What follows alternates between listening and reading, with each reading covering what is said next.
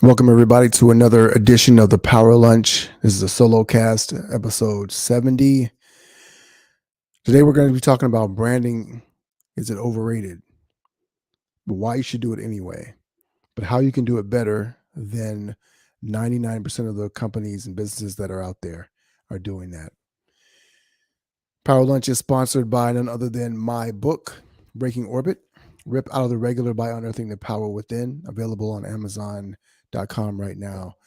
For those of you who want to discover your superpower, want to lean into your gift, understand how you can be aligned fully with your mind, your body, and your spirit to be able to create an impactful business or whatever it is that you want to do in this world, to be able to lean into that. Breaking Orbit, Rip Out of the Regular by Unearthing the Power Within, available on Amazon now. I hate doing sponsorships, but I have to talk about it because this is how we get this into gear. So also, Power Lunch is sponsored by none other than the Seven Figure Circle $1 Million Mastermind, my free Facebook group for seven-figure entrepreneurs who want to create more purposeful and powerful, impactful businesses, create a life of freedom, leave a legacy of wealth and impact for the ones they love and the world. All right. With that being said, Power Lunch, let's talk about why branding is overrated. Power Lunch starts now.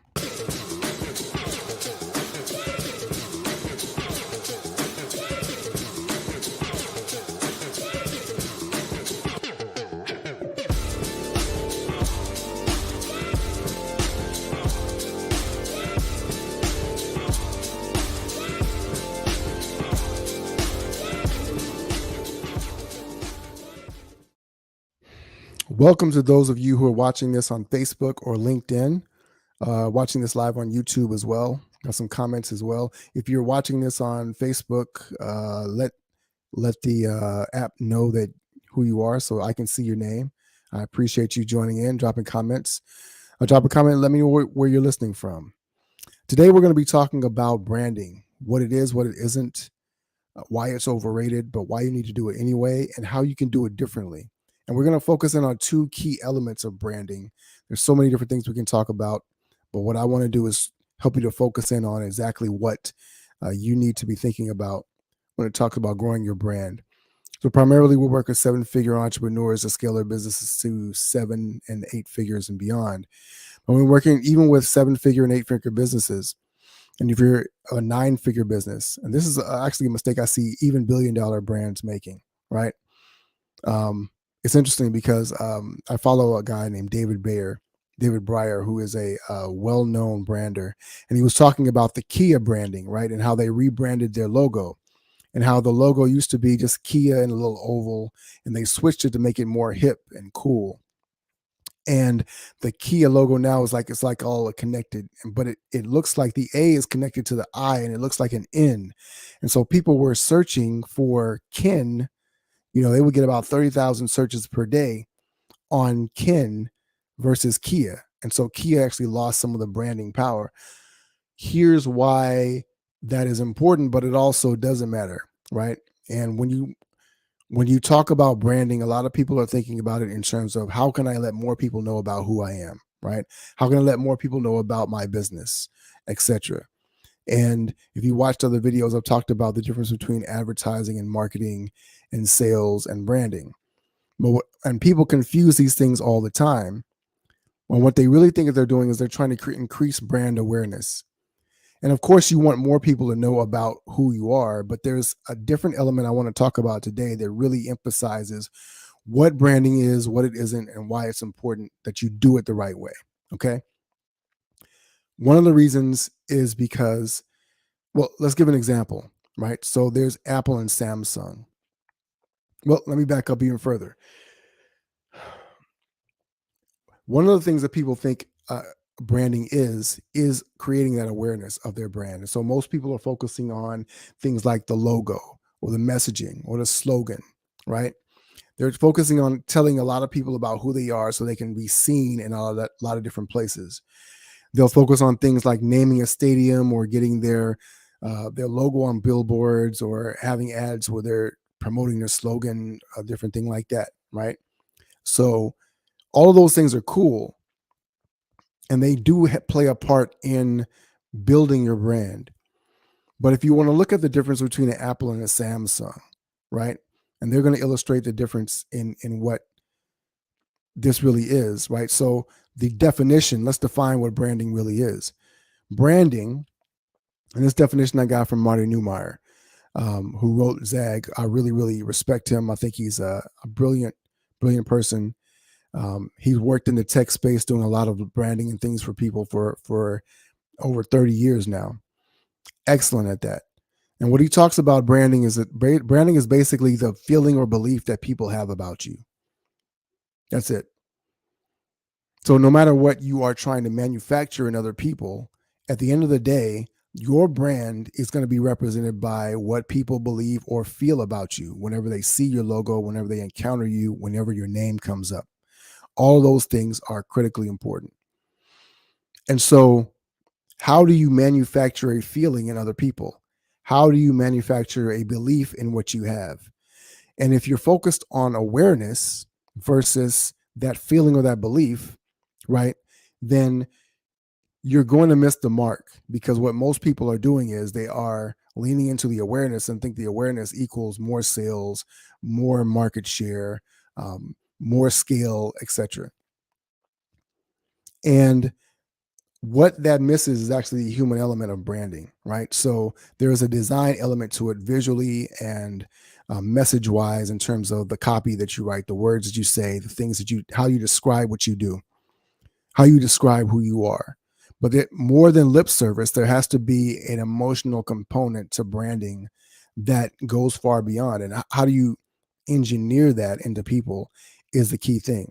And when you start thinking about that aspect, it really starts to shift who and what you are in terms of how people relate to you. And it it translates into the longevity of your brand.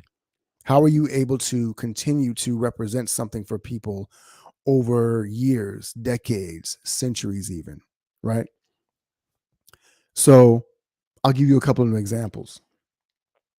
Let's talk about Apple versus Samsung, right? And if you look at them, they both have tremendous brand awareness. And you could say that even both of them have brand loyalty. Hi, Amy. How are you? Good to see you today. Both of them have a tremendous amount of brand awareness. So people know about Samsung, people know about Apple, but people do not feel the same about them, right? Now, I know people that are, they'll go out and buy the new Samsung Galaxy or Samsung Note whenever it comes out because it's a new phone. They love the features. They're staunch advocates for the brand. But I've never seen anyone with a Samsung tattoo or a Samsung sticker on their computer, a logo on their bumper sticker of their car, tattooed on their arm. But people get the Apple logo tattooed on their arm. They get the bumper stickers. They get stickers and put them everywhere. Why is that? Right. And so I think that really comes down to what I call two things.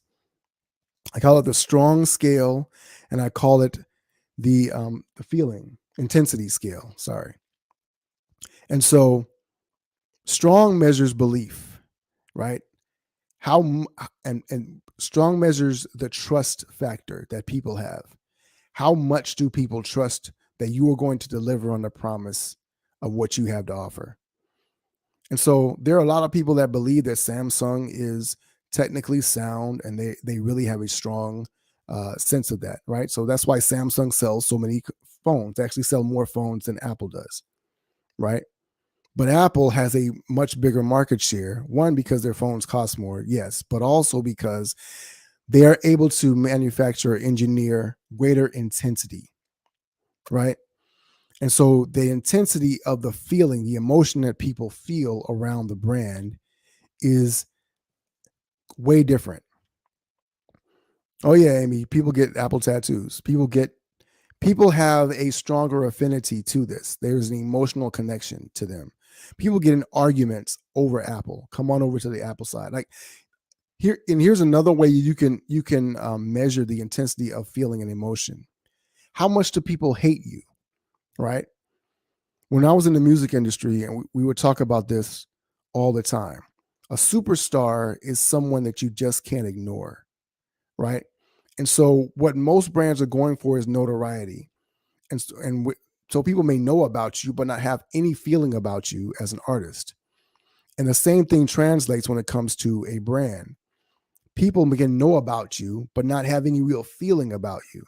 And if they don't feel anything for you, there's not a level of intensity about you, then you actually don't have a brand really. Right. And so what you need to be able to generate is either intense love or intense hate. There's nothing in between. Because in this day and age, if you are not able to cut through the noise, you're being ignored, which means that you're wasting your messaging, you're wasting your ad dollars, you're wasting a lot of energy and effort being put out into the ether, and you're basically just throwing it up against a brick wall. You're not having an impact.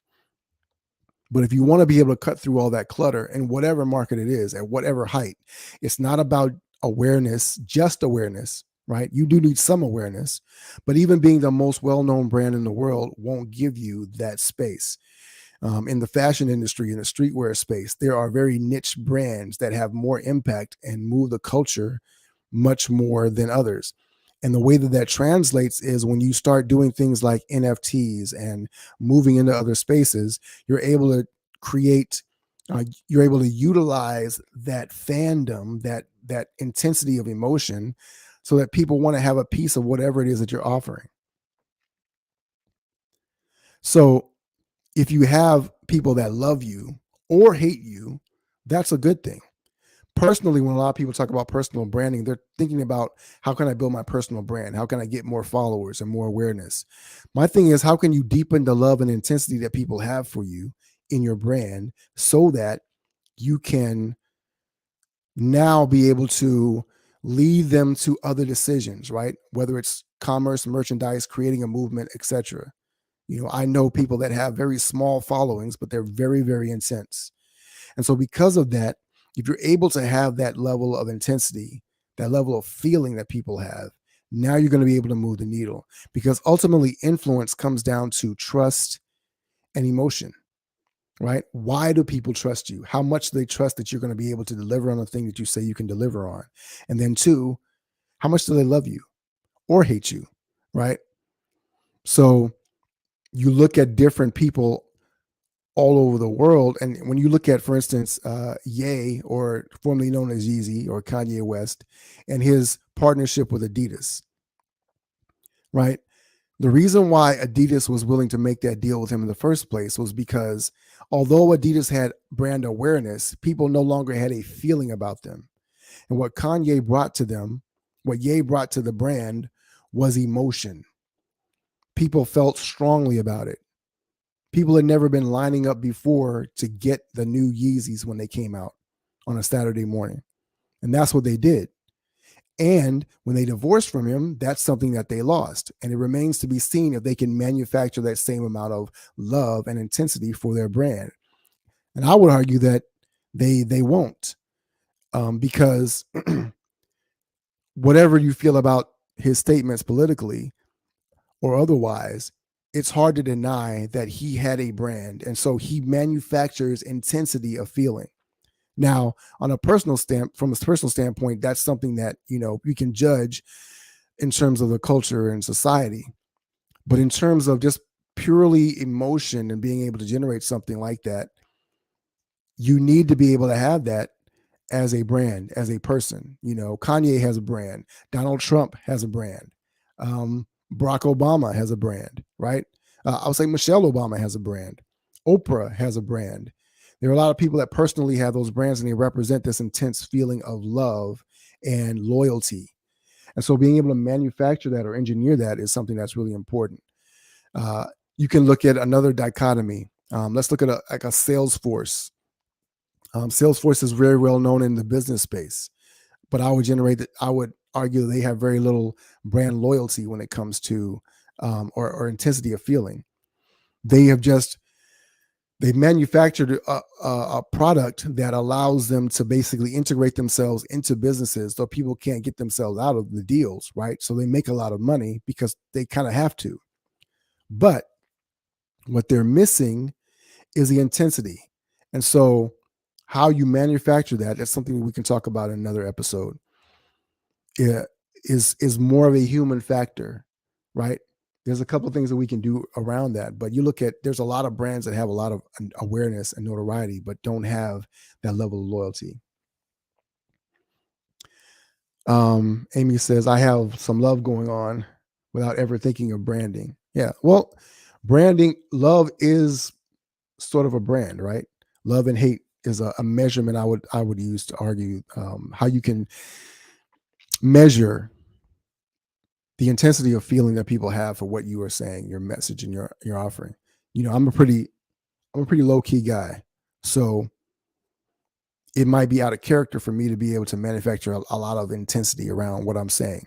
But my goal is that over time, as I continue to share my message and to reach more people, that I'm able to do that. And the few people that know me, I want them to either love me or hate me. Right now, I think I have more love than hate. And that may be something I have to work on. But again, my brand is not built around a lot of controversy. It's built around a lot of thoughtfulness, and that doesn't really drive a lot of divisiveness. Um, Although I have the ability to be able to do that, I just don't really focus on that myself, because I'm more about empowering other people to understand how they can stand out, right? So the last point I want to kind of make, and I want to talk about this. So I want to make a parallel. We talked about Kia earlier, right? But if you want to talk about two brands in a similar space that kind of create a certain level of emotion, right? So there is, again, we talked about the believability or the strong scale, and then the intensity scale. And so strength is about trust. How much do people trust that you're going to be able to do and deliver on your product, right? And so you might have someone like a Ford, right, versus a Porsche. And so there's an awareness on both sides about these brands. But Porsche is much more loved. People, you could argue, some people even despise Ford. Yes, they have hatred for it, but it's for the wrong reasons. It's not because they represent something that's so powerful, but more so it's on a performance or trust scale. Whereas a Porsche people, and I remember I was sitting down having dinner with an executive at Porsche, and he was talking about the fact that, people buy Porsches and they just keep them forever, right?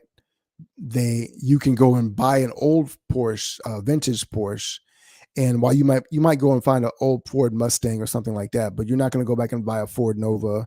You're not going to go back and buy a Ford Taurus. Those older cars don't keep up. Now I know that Porsche is more so a luxury brand, but then you have people that go back and buy old Hondas.